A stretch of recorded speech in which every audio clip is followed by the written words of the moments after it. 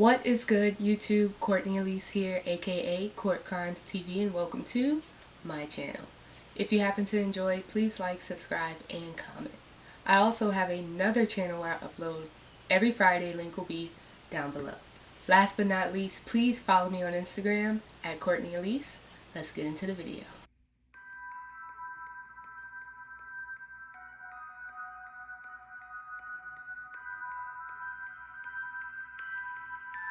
The day is November 15th, 2004, in the town of Bethlehem, New York, awakens 52-year-old Peter Porco. On his side asleep is his wife of 30 plus years, 54-year-old Joan Porco. Not wanting to disturb his wife while she's sleeping, he gets up quietly to start his day. He goes to the bathroom to get himself ready for work, brush his teeth, wash his face, everyday morning routine. He then goes into the kitchen to make breakfast, pack his lunch, and even writes a checkout to his son, Christopher. Peter then goes outside to get the newspaper, and by accident, he locks himself out of his house. But it's okay, because he has a spare key outside under like a rock. He gets a spare key, makes his way back into his house, where he would collapse and die. Yes, you heard that right. Peter Porco would start his day off like any other day, make his way back into his house after locking himself out, and just collapse and die. Peter's death wasn't as sudden as you would think. Peter didn't die of an aneurysm or a heart attack or a stroke. No. Peter died because he was hit in the head 16 times with an axe.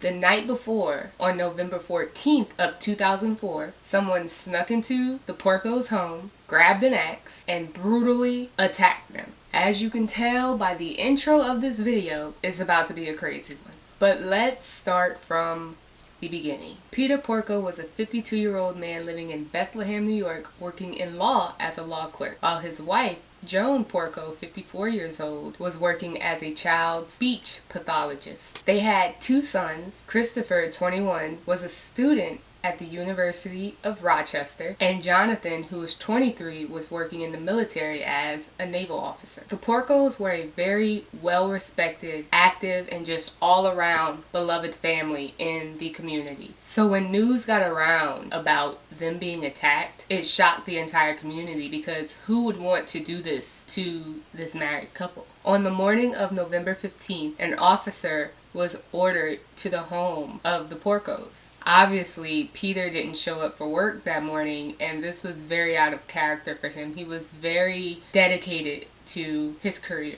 He didn't call in, and no one has heard from him that morning. So, being worried, someone sent an officer to his home. When arriving to the Porco's home, the officer looks through the window, he knocks on the doors, and while looking through the window, he immediately notices something horrible has happened. The officer makes his way into the Porco's home, and he is shocked by the blood that is everywhere. Because remember, Peter got up as if nothing happened and left a trail of blood everywhere. At the bottom of the officer's feet is where he now sees the body of Peter Porco.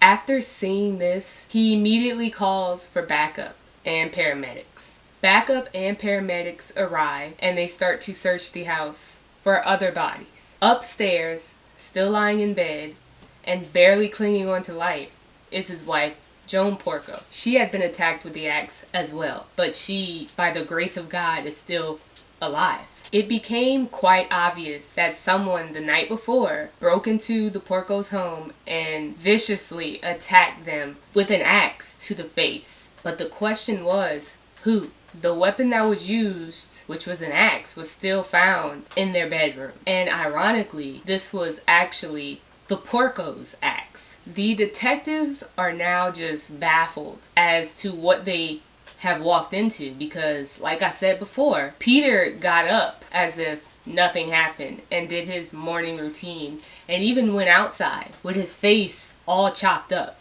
barely alive. I don't know what type of shock Peter was in. It's just crazy to me that he went outside and no one saw him with his face looking like this. It just shocks me. Now upstairs, barely clinging to life, Joan is now being talked to by detectives. Obviously, due to her massive injuries to her face, she can't talk. All she can do is just gesture by raising her hand and slightly nodding her head yes and no. So by her just doing these little gestures, they try to get as much information out of her as they can, because just by the way she looks, they know she does not have a lot of time left. Detectives noticed that there was no signs of forced entry, though a few things had been damaged, like the phone lines were cut, the window had been cut, somebody cut a hole through the screen in the window, and the burglary alarm had been damaged, but nothing of value was taken. Christopher Porco, a detective in Bethlehem, New York, he tries to compose himself while looking at Joan, and he starts to question her. And one of the first questions he asks her is if a family member did this to her, and she slightly nods yes. He then asks her, was it her oldest son that did this to her and her husband? She nods no. When asked if her youngest son, Christopher, was the one who attacked her and murdered his father, she nods yes. That's horrible. For someone to attack you with an axe is horrible. But for it to be your own child, the one you gave birth to and you're supposed to love for the rest of your life, to attack you with an axe is wild and crazy. Joan was then rushed to the hospital to undergo extensive surgery. Now, the police never contacted Christopher or Jonathan about the attacks.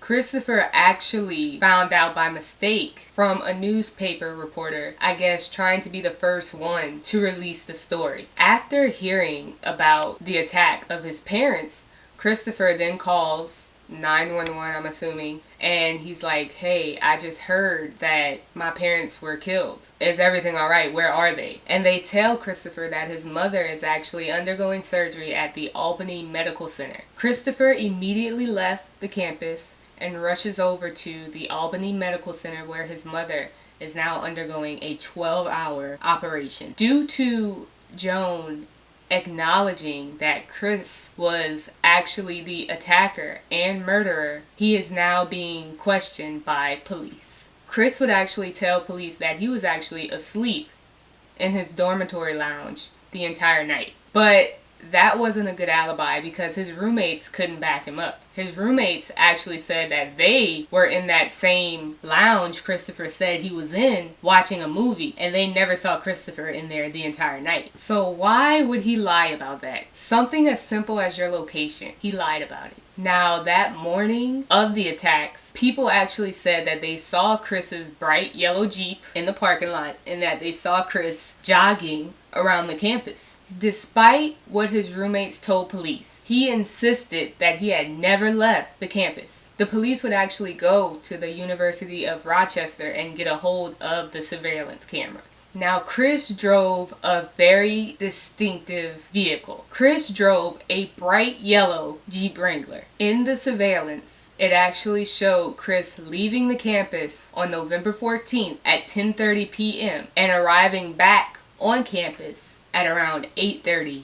a.m. November 15th. This is when his lies start to pile up. Also, when leaving the University of Rochester, you have to pass through 2 toll booths. Police knew this, so they got in contact with the toll stations and collected the tickets and sent them off for forensic evaluation. When they came back from the lab from being tested, Chris's DNA was actually found on one of the toll tickets, proving that he indeed did leave the campus. Now, it takes 4 hours to leave the campus of Rochester to drive to his parents' house. Surveillance shows Chris leaving the campus at 10:30 p.m. November 14th, and the burglar alarm is deactivated at 2:14 a.m. November 15th. That's 4 hours. And the only people outside of Joan and Peter who would know the code to deactivate the burglar alarm would be their children, Chris and Jonathan. It's also noted that a neighbor actually saw Chris's yellow Jeep parked outside of the Porco's home at around 4 a.m. I'm assuming the neighbor was on his way to work that morning and just happened to see his yellow Jeep outside of the house. This is when detectives believe that Chris got the axe out of the parents' shed, crept up into his parents' room while they were asleep, and did the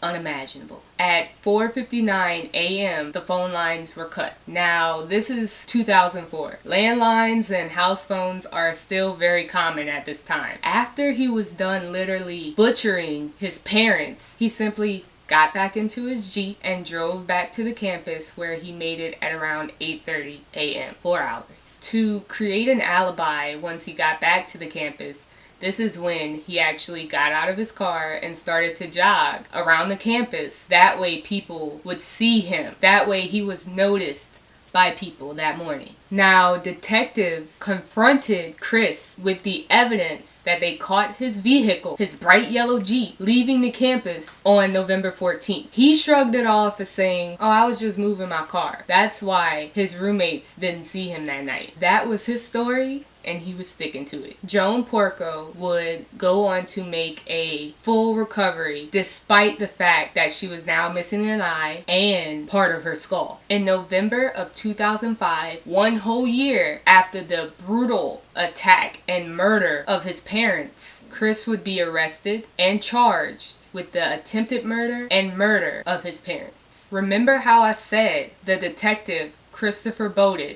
actually questioned Joan Porco on who did this, and she acknowledged that it was her son Christopher. She was now retracting her entire statement. She was now saying she doesn't remember anything from the attack, which is understandable because she did get attacked to the face with an axe, so I can understand that she doesn't remember it. But she also claims that there is no possible way that her son, her child, could possibly do this to her and her husband. She fully believed that Chris was innocent. She would even write a letter stating the following: "I implore the Bethlehem Police and District Attorney's Office to leave my son alone and to search for Peter's real killer or killers so that he can rest in peace and my sons and I can now live in safety." A mother's love, I guess. She does acknowledge in the letter that she has no memory of the attack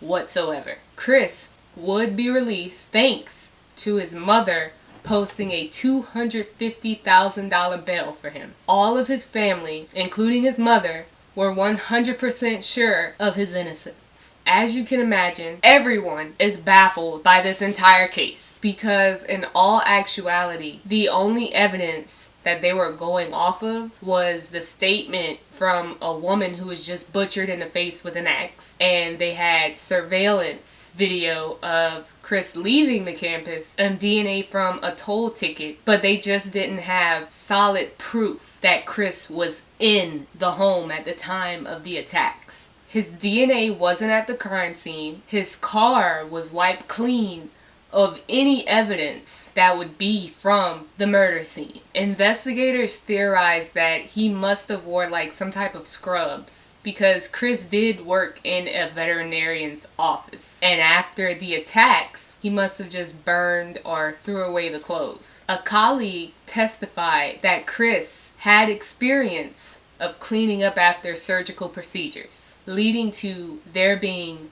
no DNA of his left at the crime scene or in his car, which in my opinion is like impossible because he took an axe to his parents' face. I don't know how he did it, but he was good at it by not leaving any traces of his DNA anywhere at the house. Like I said, police were just going off of the word of a woman who was just brutally attacked to the face with an axe. She was probably going in and out of consciousness the entire time, trying to get as much evidence as they can to convict Chris because they know he did it. They just don't have that solid piece of evidence. Detectives start to take a deeper look into Chris's background. And surprisingly, Chris and his parents did not have a great relationship at all. Chris actually burglarized his parents' home weeks before the attacks. Not once, but twice. You see, detectives were trying to find that motive as to why Chris did what he did. They knew he did it, they just didn't know why. Chris had a secret life. Chris lied to his friends by saying he grew up in a wealthy family, that his parents owned a whole bunch of vacational homes and properties. So in order to keep up with the Joneses, he started to steal lots of money from his parents.